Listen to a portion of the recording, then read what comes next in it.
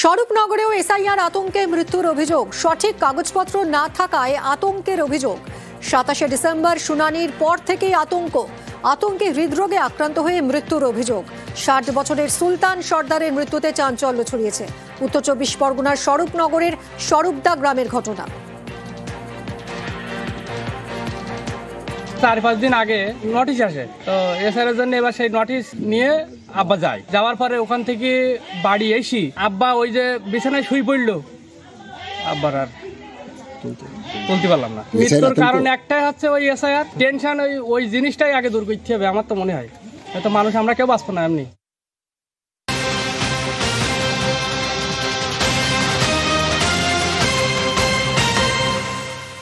গোষ্ঠী কোন্দলে বীরভূমে উত্তেজনা, পতাকা তোলাকে কেন্দ্র করে উত্তেজনা ছড়ায়। পঞ্চায়েত সদস্যের বিরুদ্ধে পতাকা ছিঁড়ে ফেলার অভিযোগ। প্রতিবাদে সরব বিরোধী গোষ্ঠীর সদস্যরা। বীরভূমের দুবরাজপুরের ঘটনা, দেখুন কি হয়েছিল সেই সময়।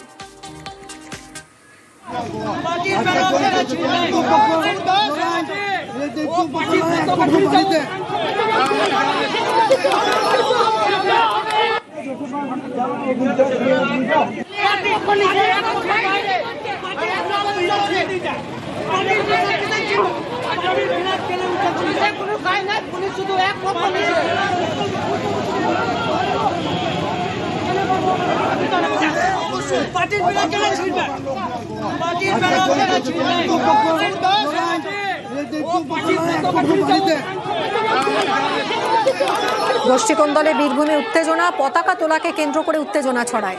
পঞ্চায়েত সদস্যের বিরুদ্ধে পতাকা ছেঁড়ার অভিযোগ।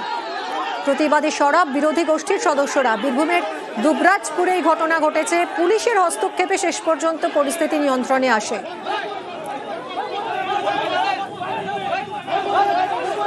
কথা বলবো সুপ্রতিম রয়েছে সঙ্গে। সুপ্রতিম, এইরকম একটা পরিস্থিতি তৈরি হলো কেন? দেখো, যে আজকে পরিস্থিতি এরকম সৃষ্টি হয়েছিল সেটা যে বিভিন্ন দুবরাজপুরে হেতমপুরে, এবং সেখানে যখন আজকে তৃণমূলের প্রতিষ্ঠা দিবসে যে পতাকা তোলা হয় সেই পতাকা নামিয়ে ছিঁড়ে ফেলার অভিযোগ হচ্ছে তৃণমূলের আরেক গোষ্ঠীর বিরুদ্ধে। এবং তারপরে কিন্তু সেখানে রীতিমতো উত্তেজনা ছড়ায়, পুলিশ গিয়ে পরিস্থিতি নিয়ন্ত্রণে আনে। তখনকার মতো সমস্ত কিছু মিটে যায়, কিন্তু তারপরে আবার গন্ডগোল ছেড়ে দুপুরবেলায় দুবরাজপুর থানাতে এক পক্ষ যখন ডেপুটেশন দিতে আসে তখন উপপ্রধানের গোষ্ঠী কিন্তু তারা সেই দুবরাজপুর থানার মধ্যে ঢুকে যায় এবং পুলিশ তাদের যখন বের করে দিতে যায় তখনই কিন্তু উত্তেজনা ছড়ায়। পুলিশের সঙ্গে বাঘ বিতণ্ডা ধস্তাধস্তির মতো পরিস্থিতি তৈরি হয়, যথেষ্ট উত্তেজনা সেখানে। এবং তারপরে কিন্তু পুলিশ আরো অনেক পুলিশ আছে এবং পরিস্থিতি সামাল দেয়। তবে এই মুহূর্তে কিন্তু পরিস্থিতি নিয়ন্ত্রণে রয়েছে। ধন্যবাদ সুপ্রতিম। দু একটা মেম্বার আছে আর বাকি কিছু লোককে নিয়ে আমাদের একজনের কাছে জোর জবরদস্তি করে হুমকি দিয়ে পার্টি অফিসের চাবিটা ওরা নিয়ে আর করে আমাদের যে ফ্ল্যাগ ছিল একটা আর একটা পাইপ ছিল, সেই পাইপটাকে জোর করে বার করে ফ্ল্যাগকে ওরা এখানে টেঙে দেয়। দড়িটা খুলে গিয়েছিল, পতাকাটা হালকা নেমে গিয়েছিল। আমি ওই পতাকাটাকে চেঞ্জ করছিলাম, সেইটাকে ওরা এসে আমার সাথে অশান্তি করে ঠেলাঠেলি করে এবং আমাকে পার্টি অফিসার ওইখানে আটকে রাখে। পার্টির পতাকা কোনো মেম্বার ছিঁড়তে পারে? এটাকে ভুল বার্তা করে অশান্তিটাকে বাড়াবার জন্য এইভাবে অশান্তি করছে। এখানে পতাকা আমরা তুলি, হঠাৎ করে আমরা দেখি একজন ব্যক্তি এসে পতাকাটা নামিয়ে দেয়। আমরা এসে দেখি পতাকা পড়ে রয়েছে, ছেঁড়া রয়েছে, সে পতাকা একটা নতুন পতাকা আনার চেষ্টা করি। আমি মনে হয় এটা কেন করলো? তোমার যদি মনে হয় যে আমরা একটা পতাকা তুলবো, তুমি আলোচনা করতে পারবে, আসতে পারবে। এক জায়গায় কেন আমরা যেখানে করছি, তাহলে ওরা বলতে চাইছে যে আমি দলের সবকিছু এইটা প্রমাণ করতে চাইছে। সেটা প্রতিবাদে আমরা কিন্তু প্রতিবাদ করেছি। এর জন্য আমরা প্রশাসনকে সঙ্গে সঙ্গে জানিয়েছি। তিনি তো তৃণমূল করেন, তো অথচ পতাকা কেন নামালেন? ওনার ব্যক্তিগত উনি বলবেন। হেতমপুরে কি দ্বন্দ্ব এখনো রয়ে গেল? দেখুন, দ্বন্দ্ব নাই, গুটি কয়েক লোক যারা দলের কোনো নির্দেশ মানে না, যারা দলের নিয়ম শৃঙ্খলা জানে না, তারাই করছে। ভারতের ভোটার বাংলাদেশি, মেডিকেল ভিসা নিয়ে ভারতে বাংলাদেশি নাগরিক। ভারতে পাসপোর্ট, আধার, প্যান কার্ড। রাধাকৃষ্ণ বাড়ুইয়ের নাম পাল্টে ভারতে রাধাকৃষ্ণ সরকার নামে পরিচিতি। বাংলার ভোটার তালিকায় নাম রাধাকৃষ্ণ সরকারের। স্থানীয় মহিলার সাহায্যে ভোটার কার্ডের নাম শুধুই এসআইআর ফর্ম জমা বলে জবাবদিহি স্থানীয় মহিলার।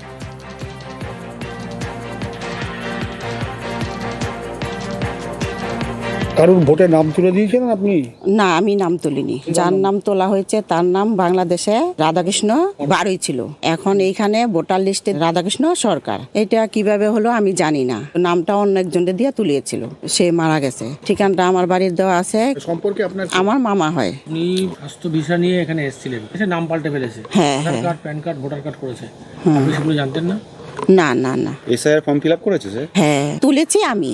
যেহেতু আমার মামা হয়, এক মেয়ে এইখানে বিয়ে দিছে আর 2 মেয়ে আর 1 ছেলে বাংলাদেশ আছে। বিয়ে দিয়েছে কিন্তু মেয়ের বার্থ সার্টিফিকেটটা আবার নৈহাটি হসপিটাল থেকে বের করেছে। সেটা ওর বর, ওর যেখানে বিয়ে দিছে ওর বর বের করেছে সব। আমি তো জানি না, আমি ফর্ম সার্ভ করেছি, তারা ফর্ম নিয়েছে এবং ফর্ম জমা দিয়েছে। আমি তাদেরকে হিয়ারিংয়ে রেখেছি, হিয়ারিংয়ে যদি তারা প্রেজেন্ট হয় তাহলে তারা থাকবে, আর অ্যাবসেন্ট হলে তারা নেই এখানে। অতএব এটার আমার কোনো দায়ও নেই, দায়বদ্ধতাও নেই। আইনত তাদের যা অপরাধ বা যা পেনাল্টি হয়, গভর্নমেন্টের যে সমস্ত রুলস অ্যান্ড রেগুলেশন আছে তাদের সেই দায়িত্ব অনুযায়ী তারা সেই পানিশমেন্ট পাবে। অন্য দেশের মানুষ কেন থাকবে এখানে? বাংলাদেশের মানুষ হলে তাকে বাংলাদেশকে তাকে সেখানে পাঠিয়ে দেবে, তাদের যে সিস্টেম আছে। আগ্নেয়াস্ত্র সহ গ্রেফতার এক মুর্শিদাবাদের রানীতলার ভান্ডারার ঘটনা। 2টো আগ্নেয়াস্ত্র এবং 70 রাউন্ড গুলি উদ্ধার হয়েছে এই ব্যক্তির কাছ থেকে। কথা বলবো, প্রণব রয়েছে সঙ্গে। প্রণব, এই যে মানারুল সরকার যাকে পুলিশ গ্রেফতার করেছে, তার কাছে এত অস্ত্র এলো কোথা থেকে, আগ্নেয়াস্ত্র?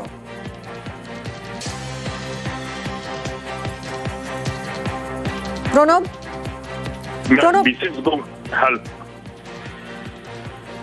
হ্যাঁ বলো।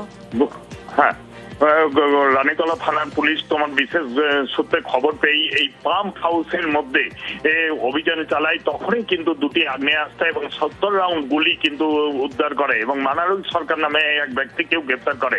এর যদিও বিভিন্ন অসামাজিক কাজকর্মের সঙ্গে জড়িত রয়েছে বলে প্রিভিয়াস রেকর্ড রয়েছে এবং একে আজকের লালবাগ মহকুমা আদালতে তোলা হয়েছে এবং 7 দিনে পুলিশ হেফাজতে হচ্ছে। তাকে নিয়ে এই ঘটনার সঙ্গে আর কে জড়িত রয়েছে, এতগুলো কার্তুজ সহ তোমার এই আগ্নেয়াস্ত্র কোথা থেকে পেল, সমস্ত কিন্তু তদন্ত করে দেখছে রানীতলা থানার পুলিশ। ধন্যবাদ প্রণব।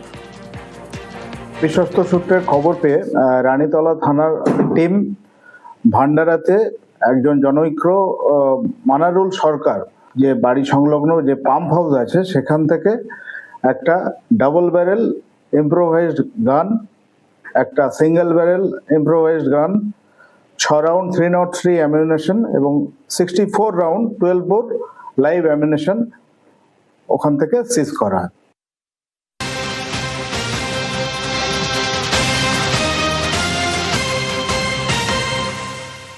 যুব ভারতীতে মেসের অনুষ্ঠানে বিশৃঙ্খলার ঘটনায় এবার টিকিটের টাকা ফেরতের প্রক্রিয়া শুরু করলো সিট। টাকা ফেরতের জন্য আদালতে পুলিশ। আর কি জানা যাচ্ছে, অনুপ রয়েছে সঙ্গে, জানাবে অনুপ। যুবভারতী যে ইভেন্টে বিশৃঙ্খলা কাণ্ড এবং সেই টিকিটের টাকা ফেরত কিন্তু ইতিমধ্যেই প্রক্রিয়া পুলিশের পক্ষ থেকে বা সিটের পক্ষ থেকে করা হলো। তার কারণ এই যে সিট গঠন করা হয়েছিল, পরবর্তী ক্ষেত্রে তদন্ত করা হয় এবং দেখা যাচ্ছিল 22 কোটি টাকা কিন্তু পেশ করা হয়েছিল স্বতন্ত্র অ্যাকাউন্ট থেকে এবং তারপরে এই টাকা কিভাবে আইনি ভাবে ফেরত দেওয়া যায় এই প্রক্রিয়া কিন্তু এখন সিটের পক্ষ থেকে নেওয়া ছিল। একাধিক আইনি পরামর্শ নেওয়া হয়েছিল এবং দেখা যায় যে 19 কোটি টাকা কিন্তু অনলাইনে টিকিট বিক্রি হয়েছিল এবং সেই টাকা কিভাবে ফেরানো যায় সেই প্রক্রিয়া যখন শুরু করা হয়েছিল এবং আইনি বেশ কিছু পরামর্শ নেওয়ার পরে আদালতে ইতিমধ্যে দ্বারস্থ হতে হতে সিটের আধিকারিকরা এবং সাধারণ মানুষের বা দর্শকদের টাকা 19 কোটি টাকার যে অনলাইনে টিকিট নেওয়া হয়েছিল, বিক্রি হয়েছিল, সেই টাকা কিন্তু ফেরতের এই প্রক্রিয়া শুরু করা হবে। তার আগে আদালতে দ্বারস্থ হবে সিটের পক্ষ থেকে। 22 কোটি টাকাকে ফিজ করা হয়েছিল, তাই সেই টাকার অ্যাকাউন্ট থেকেই কিন্তু 19 কোটি টাকার সাধারণ দর্শকের এই টাকার অ্যামাউন্ট কিন্তু ফেরত দেওয়া বলে এমনটাই জানতে পারা যাচ্ছে এবং চলতি সপ্তাহে তার মধ্যে কিন্তু আদালত দ্বারস্থ হচ্ছে সিটের পক্ষ থেকে। ধন্যবাদ অনুপ।